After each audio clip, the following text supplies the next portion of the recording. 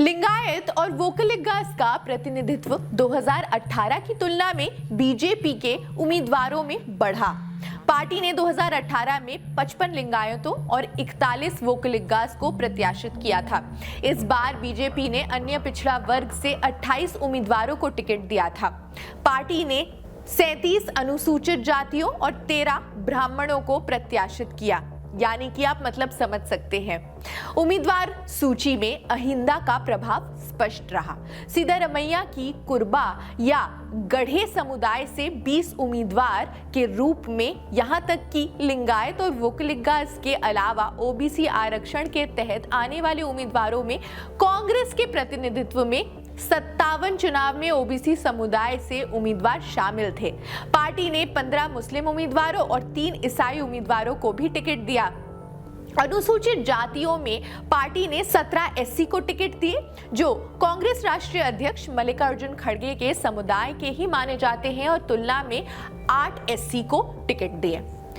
कांग्रेस ने 2018 की तुलना में 46 लिंगायत उम्मीदवारों को प्रत्याशित किया। पार्टी ने 2018 की तुलना में 41 वोकलिगास को टिकट दिया था, जबकि इस बार 42 को टिकट मिले। दिलचस्प बात यह है कि दादा पर्यावरण पार्टी ने अहिंदा सूत्र, एक कन्नड़ व्याकरण जिसमें अल्पसंख्यक, पिछड़ा वर्ग और दलित की बात है, ये एक राजनीतिक शब्द भी है, जिसका राज्य के पहले पिछड़े नेता देवराज उर्स ने 1980 के दशक में निर्माण किया था।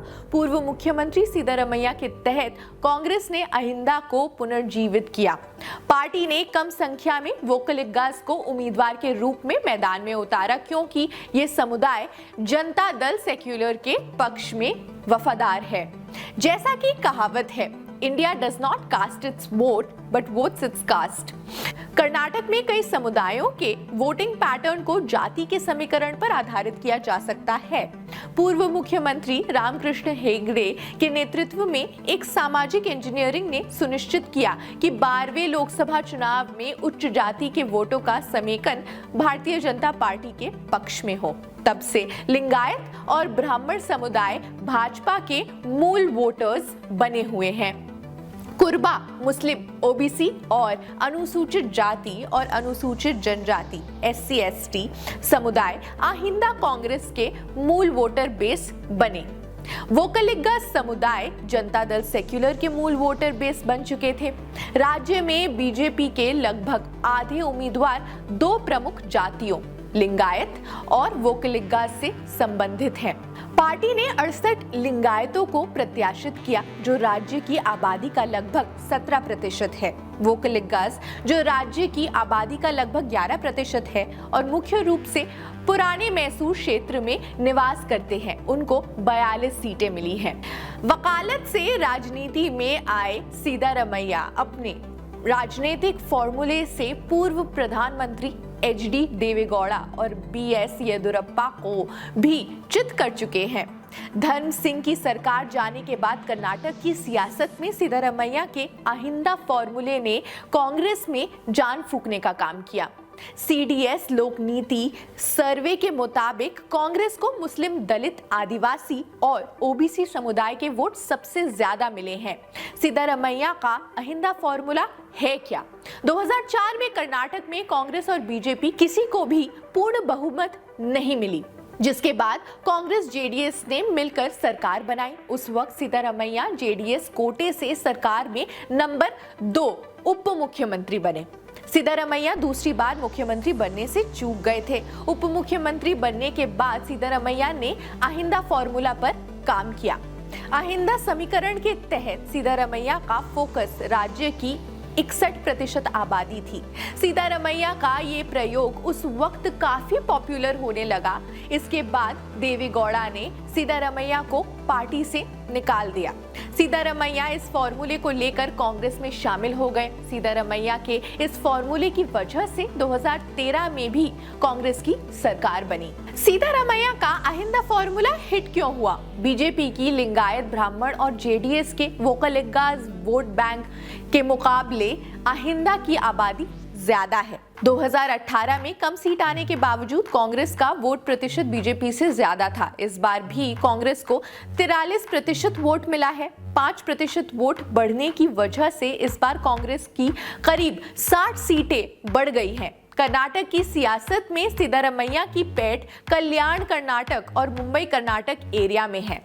कांग्रेस इस बार मुई कर्नाटक की 7 जिलों की 48 में से 30 सीटों पर जीत हासिल कर चुकी, जबकि हैदराबाद कर्नाटक के 55 में से करीब 40 सीट पर कांग्रेस ने जीत हासिल की।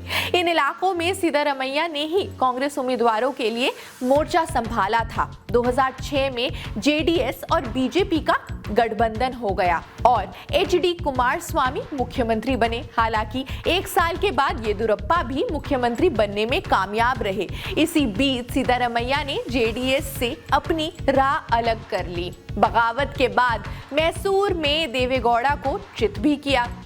2005 में सिद्धारमैया ने बीजेपी को समर्थन वाली राजनीति का विरोध किया और देवेगौड़ा के खिलाफ ही मोर्चा खोल दिया।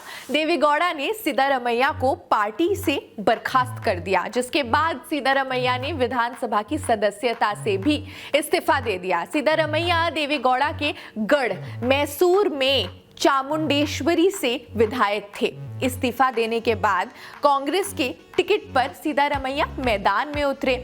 सामने थे जेडीएस के एम शिवा बसप्पा।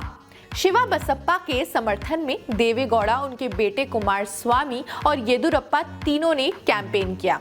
उपचुनाव में सिद्धारमैया अकेले मोर्चे पर डटे रहे। सिद्धारमैया के लिए चुनाव परिणाम संजीवनी का काम कर चुका था और वे 257 वोट से जीतने में सफल रहे। इसके बाद चामुंडेश्वरी से सिद्धारमैया कभी नहीं जीत पाए। कांग्रेस को 5 साल बाद दोबारा बड़ी बहुमत मिली है, तो उसमें आहिंदा वोट बैंक का बहुत बड़ा रोल है। यही वजह है कि उसके अगुवा बन चुके सिद्धारमैया पर पार्टी ने फिर से भरोसा जताया है। खैर, इस खबर में तो बस इतना ही। बाकी देश दुनिया की खबरों के लिए भी आप जुड़े रहिए जनसत्ता के साथ।